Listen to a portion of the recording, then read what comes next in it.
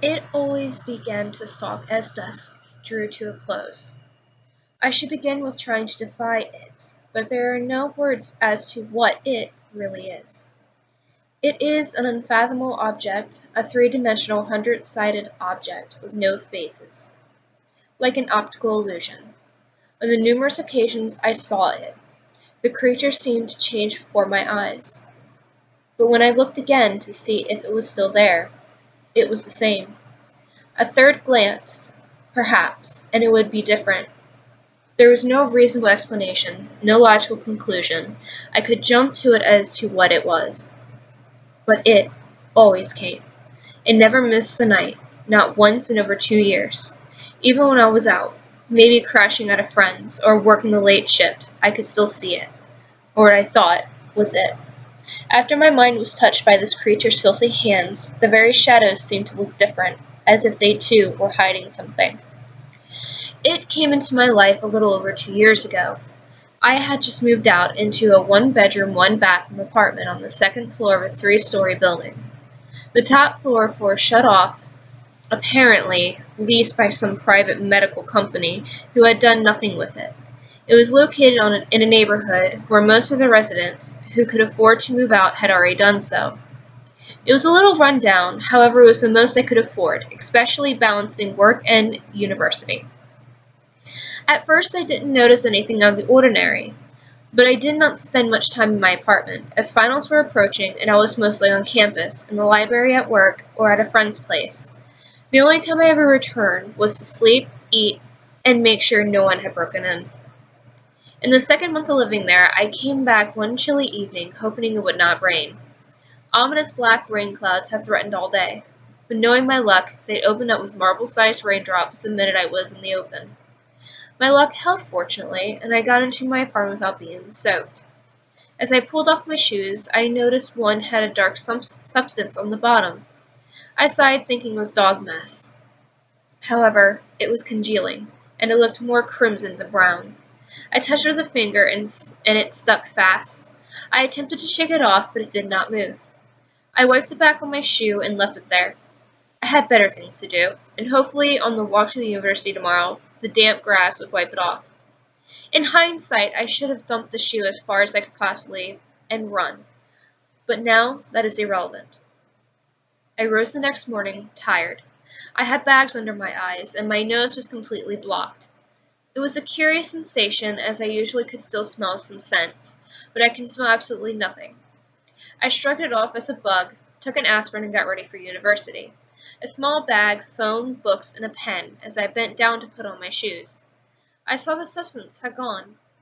I frowned, unsure if I had dealt with it or not. I decided I was going a little crazy and must have cleaned the shoe and forgotten in my haste. I pulled the shoe on and went to university. I returned to get changed for work and left again. I did not return until the next morning to get cleaned and changed, and it was then I noticed the atrocious smell somewhere between rotting meat and the public toilet that was down the street from my apartment. I opened the door and retched.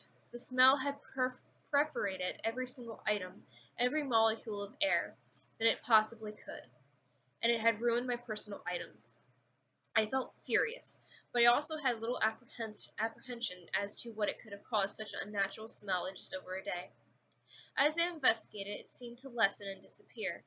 I smelled all my clothes and bed sheets. Nothing remained of the putrid stench, and I put it down to a passing smell. It was that night I got my first glimpse of it. I woke. I had no reason to. I could feel a presence, something watching me. I carefully clicked the lamp on. Nothing. I decided to get up and run myself a glass of water, and it was there. I stopped dead in my tracks. It was standing in the kitchen at the bench.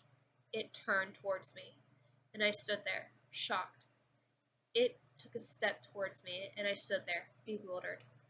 At this point, it looked vaguely humanoid, and I assumed it was a burglar. I snapped out of the trance and looked around for anything to defend myself with. I found my torch. My father gave it to me as a present when I was 18. It was solid, half a meter long, and more like a baton than a torch. I clicked the torch on it, gave an inhuman screech, and that was when I first knew it wasn't human. I wondered how the neighbors didn't hear it, but I assumed it was blocking the noise. It ran at me, colliding, and clumsily reached for the torch. I tightened my grip, trying to bash it, but it had strength in those seemingly skinny arms. As I looked at the torch, then back at this creature, it changed. It was now covered in fur, matted, oily fur, and it was more ape with thicker arms and legs. It wrestled the torch away from me, clicked it off the light, and it laid a delicate finger under my chin. Eyes game. With that, it disappeared. I woke the next morning in bed with blood dribbling from a wound on my head. I did not recall getting it. However, it was definitely there. I bandaged it and took a painkiller before trying to recall what it was that had earned me the cut. I could not remember the creature that had invaded my home. As I went on through the day, feeling more and more tired with each passing moment, the wound started to burn. I constantly scratched it, but only succeeded in inflaming the cut. I returned home fully intending just to crash in bed, when the wound stopped hurting, and the tiredness disappeared. The air in the apartment seemed stale, and I sensed a presence. There was no one there. I made myself a quick dinner and retired. I woke early again. The wound was throbbing, almost unbearably so. I got up, stumbled to the kitchen, mind focused solely on getting painkillers. It was there again. It now had a shorter body, only one arm, and a head with two faces. It grinned, a leering gesture that shook me to my soul, and I fled, instinctively knowing it meant harm. There was no point. It caught me. Every day for over 2 years, it would hunt me, put a finger under my chin, and grunt. Eyes game. After 2 years of this, I almost mentally unsound. I stopped working as frequently. My body was covered in more lacerations than I could count. My friends stopped inviting me over so regularly, as I always seemed to wake screaming. My grades dropped, and eventually I failed the course. So much for becoming a psychologist. Even though I could not recall the creature at all, I had the feeling of unease, of fear, that was so close to the surface. I could not face darkness, but darkness always fell. The night lights failed, the torch's battery stopped working, and the power went out. Darkness became the only uncertainty in my life, until 2 days ago. As always, the feeling of injury and tiredness, even depression, went away as I entered my apartment. I went straight to bed, trying to hide. It didn't work. It came again, this time impossibly tall and thin, with bizarrely pointing knees and elbows. As it did what it did best, my door opened. One of my neighbors, a hard woman who had grown up as an orphan in an orphanage, where they constantly beat up and stole to gain status. She saw it.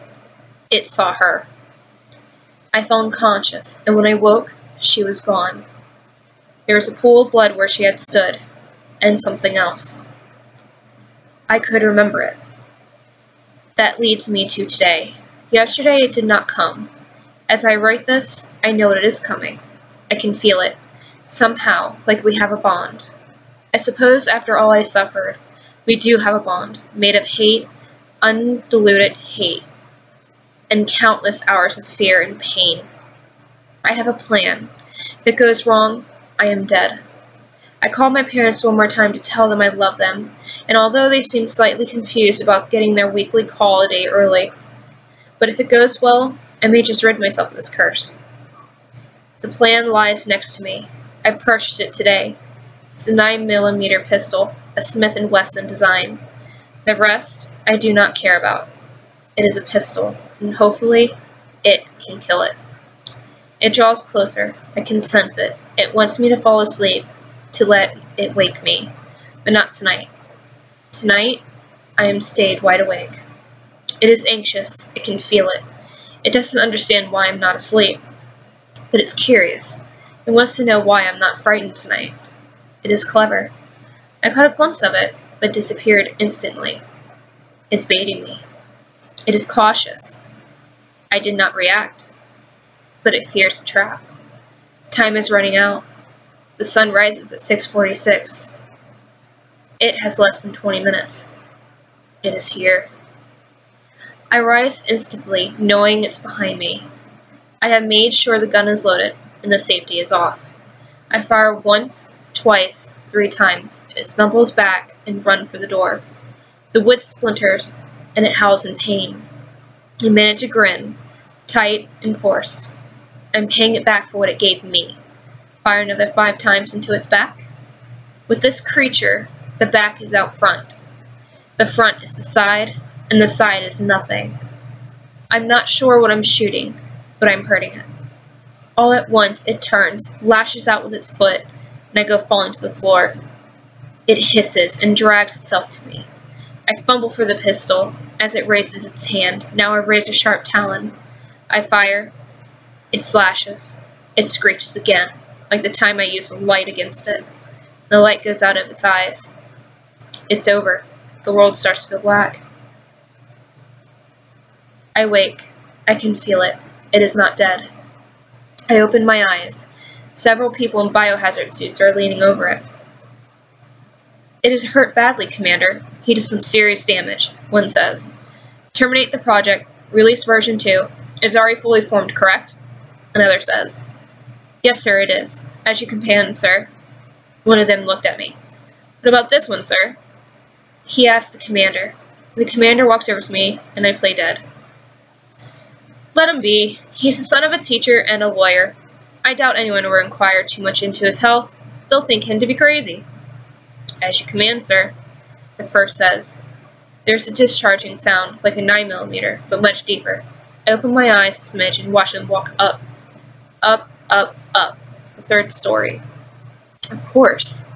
Leads to a medical company, doing experiments with ungodly things. I stay up there for what seems like an eternity. As I start to get up, the locked door to the 3rd story opens again. An impossible figure slips out. It's like a 3-dimensional 100-sided object with no faces. It runs, bent, predatory. Without so much as a look at me, it changes. Goes under the door of the apartment next to mine. Not the old woman's, the newer tenant, the teenage girl. I get up shakily, wiping my eyes. I didn't even realize I was crying. I got to knock on the door of her apartment, and then I think,